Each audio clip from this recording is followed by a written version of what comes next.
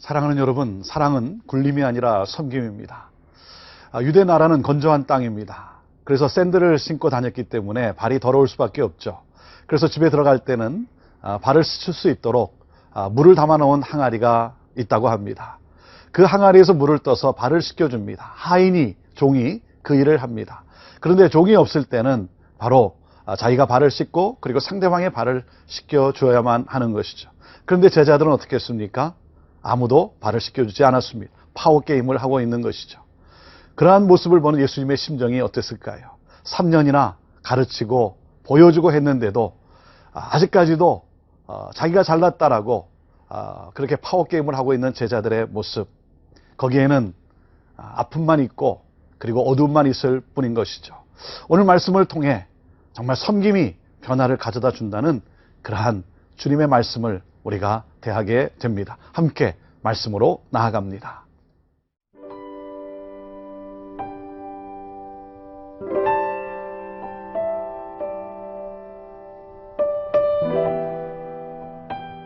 요한복음 13장 12절에서 20절 말씀입니다. 그들의 발을 씻으신 후에 옷을 입으시고 다시 앉아 그들에게 이르시되 내가 너희에게 행한 것을 너희가 아느냐? 너희가 나를 선생이라 또는 주라 하니 너희 말이 옳도다. 내가 그러하다. 내가 주와 또는 선생이 되어 너희 발을 씻었으니 너희도 서로 발을 씻어주는 것이 옳으니라. 내가 너희에게 행한 것 같이 너희도 행하게 하려 하여 본을 보였노라. 내가 진실로 진실로 너희에게 이르노니 종이 주인보다 크지 못하고 보냄을 받은 자가 보낸 자보다 크지 못하나니 너희가 이것을 알고 행하면 복이 있으리라. 내가 너희 모두를 가리켜 말한 것이 아니니라. 나는 내가 택한 자들이 누구인지 알리라. 그러나 내 떡을 먹는 자가 내게 발꿈치를 들었다 한 성경을 응하게 하려는 것이니라. 지금부터 일이 일어나기 전에 미리 너희에게 일러둠은 일이 일어날 때에 내가 그인 줄 너희가 믿게 하려 함이로라. 내가 진실로 진실로 너희에게 이르노니 내가 보낸 자를 영접하는 자는 나를 영접하는 것이요 나를 영접하는 자는 나를 보내신 이를 영접하는 것이니라. 예수님께서 3년이나 설교하시고 가르치고 보여주고 그리고 몸소 직접 그 섬김을 나타냈음에도 불구하고 여전히 파워 게임에 사로잡혀 있는 그 제자들의 모습, 그 주님의 그 스승의 심정은 어떠했겠습니까? 얼마나 참 안타까웠을까요? 그래서 우리 주님은 또다시 한번 파격적인 행동을 제자들에게 보여주신 것이죠. 12절 말씀입니다. 그들의 발을 씻으신 후에 옷을 입으시고 다시 앉아 그들에게 이르시되 내가 너희에게 행한 것을 너희가 아느냐? 14절에 이렇게 말씀하십니다. 내가 주와 또는 선생이 되어 너희의 발을 씻었으니 너희도 서로 발을 씻어주는 것이 옳으니라. 너희도 발을 서로 씻어주는 것이 옳으니라. 그럴 때 정말 스승이 발을 씻겨주는 그 상황 속에서 제자들도 참으로 참담했을 것입니다. 나는 이 정도밖에 안 되나? 어떻게 스승이 내 발을 씻어주는 그러한 참 어리석은 사람인가? 그런 고집불통의 사람인가? 아마 제자들의 그 심정도 참으로 안타까웠을 것입니다. 사랑하는 여러분, 우리가 왜 서로 다투고 우리가 서로 자기 것을 누리고자 하는 것입니까? 그것은 바로 이 권력에 대한 이 파워 게임이라고 하는 것이죠. 우리가 기억해야 될 것은 우리는 동일하게 살도록 그렇게 지음을 받지는 않았습니다. 하나님은 여러분 우리는 동등합니다. 우리가 동등하다는 사실을 우리가 잊어서는 결코 안 되는 것입니다. 고부간의 갈등도 바로 이 권력에 대한 뭔가 자기가 더 힘이 있다는 것을 나타내고자 하는 것 때문 아니겠습니까? 이 권력에 대한 유혹. 그래서 이런 말이 있습니다. 억울하면 출세하라. 서열병이 우리에게 있는 것이죠. 교회에서도 그렇습니다. 직분이라는 게 뭡니까? 높고 낮음의 표현이 결코 아닌 것이죠. 다른 사역이 내가 감당해야 될 사역이 주어졌다는 것뿐 아니겠습니까? 그런데도 우리는 이 권력의 병이 들어가는 그런 모습을 보일 때가 있습니다. 우리 한국의 선교사였던 언더우드 선교사님의 일기에는 이런 내용이 있었다고 합니다. 한국에는 방에도 계급이 있다. 상석이 있고 하석이 있다는 거죠. 그래서 이제 신참내기 선교사들이 묻습니다. 아니 어떻게 1등석, 2등석 표시가 방에 있습니까? 그랬더니 이렇게 말을 했다고 합니다. 뭐라 그랬냐면 눈치로 알아야 된다. 그렇게 말했다고 합니다. 사랑하는 여러분, 우리는 정말 섬김을 통해서 변화를 일으킬 수 있고 또 기적과 감동은 섬김을 통해서 나타날 수 있는 것입니다. 우리가 어떻게 서로 발을 씻어줄 수 있겠습니까? 옳은 행동을 할 수 있겠습니까? 그것은 바로 십자가를 묵상할 때입니다. 십자가를 묵상하면 우리는 서로 사랑할 수가 있는 것입니다. 왜냐하면 사랑과 섬김은 내 힘으로부터 나오는 것이 아니기 때문에 그렇습니다. 하늘로부터 임해야 하는 것입니다. 그럴 때 우리는 흘러넘치는 그 사랑을 나타낼 수가 있는 것이죠. 십자가는 무엇입니까? 십자가는 형틀입니다. 십자가는 죽이는 것입니다. 내 자아를 죽이는 것. 그것이 바로 십자가인 것입니다.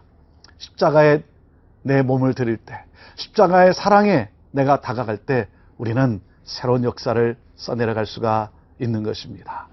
그리스도의 사랑이 내게서 온전히 나타날 수 있는 것, 그것은 바로 십자가의 사랑으로 충만할 때인 것입니다. 우리 안에 오늘도 다시 한번 그리스도의 십자가의 사랑으로 충만하여 오늘도 힘있게 살아갈 수 있게 되기를 바랍니다.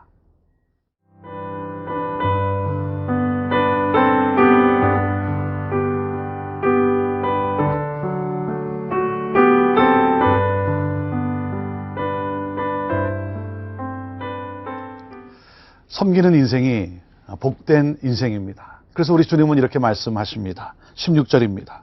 내가 진실로 진실로 너에게 이르노니 종이 주인보다 크지 못하고 보냄을 받은 자가 보낸 자보다 크지 못하나니 17절 너희가 이것을 알고 행하면 복이 있으리라.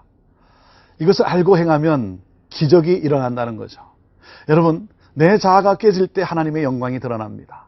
보자기에 쌓여있는 금은 보화가 찬란한 모습을 드러내려면 그 보자기가 풀려야 되는 것이죠. 안에 있는 것이 보여야 되는 것이죠. 나를 내려놓을 때, 그럴 때 찬란한 영광이 바로 행복이 넘치게 되는 것입니다. 높은 사람이 낮은 사람을 섬길 때, 어떤 권력을 가진 자가 또 많은 것을 가진 자가 또한 적은 것을 가진 사람에게 섬길 때 거기에 놀라운 기쁨이 있다는 것입니다. 그래서 주님은 그렇게 말씀을 하신 것입니다. 사랑하는 여러분, 섬길 때 우리는 내 안에 계신 예수님을 느끼기 시작합니다. 내 안에 계신 하나님을 우리는 체험하게 되는 것입니다. 내 안에 하나님의 기쁨이 넘치게 되는 것이죠. 하나님의 그 웃음이 내게 느껴지게 되는 것입니다. 사랑하는 여러분, 섬길 때 나를 향해 웃고 계시는 하나님의 그 스마일을 우리는 경험할 수 있게 되는 것입니다. 잘했다. 너 정말 잘했다라고 격려하시는 그 주님의 음성과 그 주님의 모습을 우리는 보게 되는 것입니다. 그래서 섬기는 자가 바로 복이 있다라고 말씀하는 것입니다. 그러한 삶을 살아가기를 원하시는 우리 예수님, 그럼에도 제자 가운데 그 주님의 모습을 담지 못하고 결국 주님을 배신하는 그러한 가룟 유다의 모습, 오늘 말씀에는 그 가룟 유다의 안타까운 모습도 또한 나타나고 있습니다. 그러면서 우리 주님은 이렇게 말씀을 하십니다. 19절입니다. 지금부터 일이 일어나기 전에 미리 너희에게 일러두면 일이 일어날 때에 내가 그인 줄 너희가 믿게 하려 함이로라. 지금 예수님이 이렇게 보여주고 말씀하시는 것, 이제 그 십자가의 사건이 일어난 다음에 그럴 때 바로 예수님 말씀하신 내용이 이런 거였구나. 예수님을 더 확신 가운데 믿을 수 있도록 우리 주님이 말씀하시고 그리고 보여주시는 것이죠. 여러분, 예수님을 믿는다는 것은 바로 행복관이 바뀐다는 겁니다. 가치관이 달라진다는 것이죠. 가진 자의 특권이 아니라 가진 자의 책임을 다하는 삶. 여러분, 가치관이 변하는 것. 이것이 바로 예수 그리스도를 믿는 사람의 삶의 모습인 것입니다. 예수님을 믿는 사람, 우리는 누구입니까? 오늘 말씀에 예수님은 또한 이렇게 말씀하십니다. 20절입니다. 내가 진실로 진실로 너에게 이르노니 내가 보낸 자를 영접하는 자는 나를 영접하는 것이요 나를 영접하는 자는 나를 보내신 이를 영접하는 것이니라. 사랑하는 여러분, 삶의 목적은 나를 위해서가 아니라 나를 보내신 이의 뜻을 행하는 데 있는 것입니다. 예수님의 삶의 절정은 바로 당신을 보내신 아버지의 뜻을 이루는 데 있었습니다. 바로 십자가였습니다. 섬김에 있었습니다. 우리는 누굽니까? 보냄을 받은 자입니다. 하나님께서 우리를 이 세상에 보내신 것입니다. 무엇을 위하여? 이 섬김을 통하여 바로 구원의 역사를 이루는 그러한 축복의 통로로 살아가는 것.